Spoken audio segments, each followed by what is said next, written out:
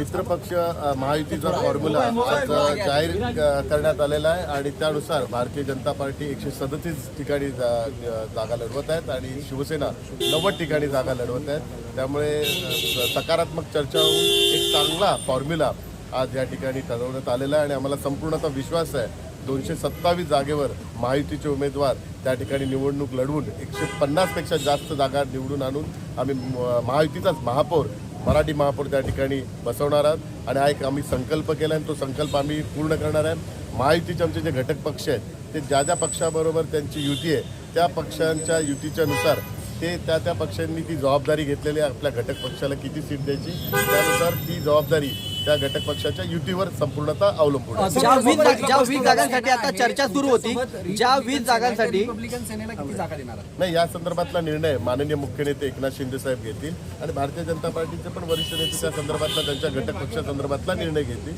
परंतु आता एक सकारात्मक चर्चा होऊन एक चांगला फॉर्म्युला झालेला आहे आणि उद्या आमचे 227 आजपासून सुरुवात झालेली आहे 227 जागांवर सर्व महायुतीचे उमेदवार अर्ज दाखल करतील आणि उद्यापासून आम्ही या मुंबई महानगरपालिकेच्या निवडणुकीला सर्वजण सामोरं जाणार आहे। विकासाच्या मुद्द्यावर आम्ही निवडणूक लढणार आहे आणि आम्हाला संपूर्णतः विश्वास आहे मुंबईकर विकासाच्या मुद्द्यावरच ही आम्हाला संपूर्ण मतदान करेल। मुंबईकरांना माहीत आहे की केंद्रात महायुतीची सत्ता आहे, राज्यात महायुतीची सत्ता आहे आणि मुंबई महानगरपालिकेत महायुतीची सत्ता आल्यानंतरच मुंबईचा विकास होऊ शकतो हा मुंबईकरांना विश्वास आहे। म्हणून मुंबईकर महायुतीच्या पाठीशी उभे राहून महायुतीचाच महापौर मुंबई महानगरपालिकेवर निवडण्यात मदत करतील।